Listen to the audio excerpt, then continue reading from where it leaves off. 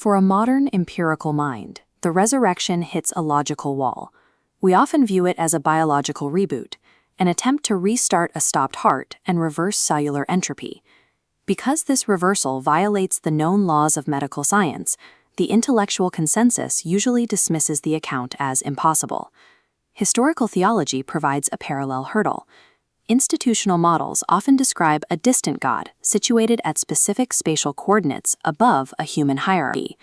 This requires a 3D structure of priests and buildings to bridge the immense physical distance between Earth and a localized heaven. These models share a specific limitation. They assume reality is locked within a three-dimensional, localized grid where distance is absolute and matter is an unbreakable ceiling. But modern 4D space-time physics and ancient Ethiopian apocrypha describe a different architecture.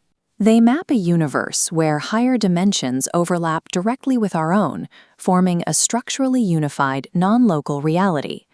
Within this framework, the resurrection moves out of the realm of impossible biology and into the territory of multidimensional phase transitions. The accounts of the post-resurrection period record a series of physical paradoxes. Witnesses describe an entity that eats food and invites human touch, yet simultaneously passes through locked doors and vanishes instantly from sight. A resuscitated corpse lacks the mechanics for these movements. If a heart simply restarts, the body remains bound by the walls of the room and the linear progression of time. The accounts describe something else, an entity interacting with three-dimensional matter without being governed by its constraints. Mathematician Edwin A. Abbott provided the geometric framework to make these anomalies intelligible. In 1884, he used a thought experiment to show how higher dimensional beings interact with lower dimensional planes. Imagine a two-dimensional world, a flat plane. The inhabitants build a square safe to protect an object. To a 2D observer, that perimeter is a total, impenetrable enclosure. However, a three-dimensional object can enter that safe from above, a direction that does not exist to the 2D residents. To them, the object manifests instantly inside the locked square, possessing full reality despite never passing through the walls. This geometry maps precisely onto the records of a being manifesting inside a locked upper room. The being is not phasing through matter. It is entering the room from a dimension of freedom that 3D walls cannot blockade. Forensic details in the burial account support this. The Gospel of John notes that the burial shroud, the sudarion, remained perfectly intact, lying in its original shape as if the content had simply departed without disturbing the container.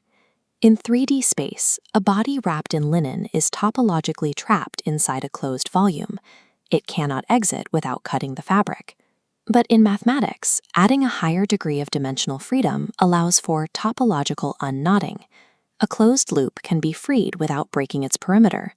The intact shroud acts as a physical record of this higher dimensional rotation. The biblical soma pneumatakon, the spiritual body, functions as a higher dimensional entity projecting into a 3D slice. This results in an entity that is extremely real and physical, yet operates beyond three-dimensional limitations. To understand where this higher dimension resides, we have to look past the individual room and toward the topology of the entire universe. String theory describes this through brain cosmology.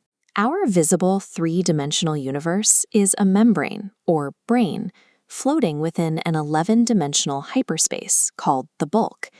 In this model, the bulk is the full loaf, and our universe is just a single slice.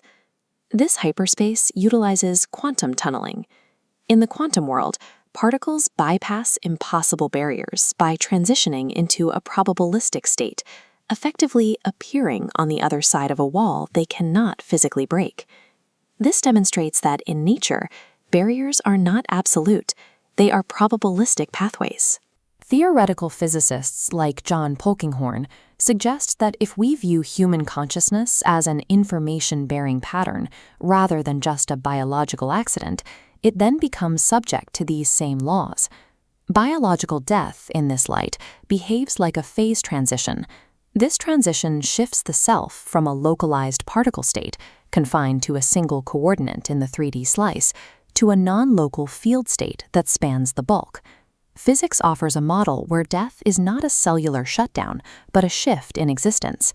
It is a probabilistic pathway leading into a broader, omnipresent state of being. While modern physics has only recently reached this model, these concepts were documented millennia ago. The high-altitude, inaccessible monasteries of Ethiopia served as geographical time capsules, preserving early Christian thought away from the reach of Roman censors. The Book of the Covenant, an ancient text protected in this isolation, maps out a non-local reality that aligns with modern dimensional math. The text describes the human being as a three-tiered temple, moving away from external ritual and toward internal architecture. The body serves as the 3D anchor. The soul functions as a fluctuating psychological waveform of thoughts and emotions. The spirit acts as the non-local connection to the divine field.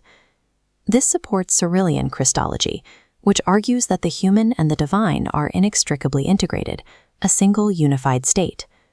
This differs from the Roman model, which insisted on a strict spatial separation between the creator and the creature. This integrated architecture means that divine connection requires inner alignment rather than external spatial movement. To reach the source, one does not travel to a different location. One tunes the frequency of the soul to the stillness of the spirit. The suppressed Eastern texts were mapping quantum non-locality and dimensional overlap through the vocabulary of inner consciousness, describing a universe where the divine is already present in every coordinate. If this inner temple model is so robust, we must investigate why the Roman Church aggressively hunted and burned these specific texts. In the 4th century, Emperor Constantine utilized Christianity for imperial unity. A massive empire requires a visible hierarchy, taxable structures, and institutional control. A theology of non-local divinity made the imperial structure obsolete.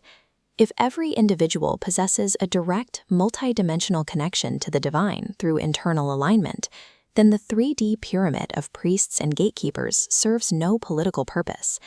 Rome labeled non-local theology as heresy to preserve the institutional pyramid.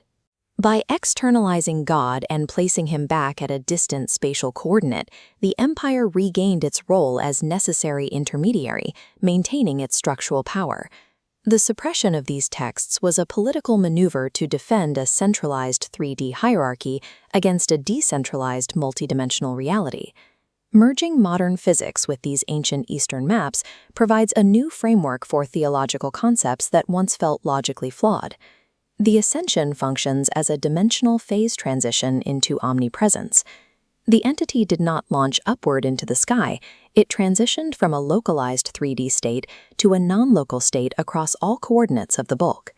The second coming, or parousia, is the unveiling of a multidimensional presence that is already here. It describes the moment the veil between dimensions is removed, making the non-local divine field visible to the 3D world.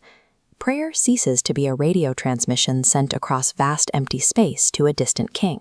Instead, prayer operates on quantum resonance. Because the observer and the divine field are already entangled within the bulk, prayer is the immediate alignment of the inner spirit with the underlying fabric of the universe. The most heavily censored ancient mystics and today's modern theoretical physicists have ultimately mapped the exact same multidimensional architecture. We are not isolated components trapped in a three-dimensional biological prison.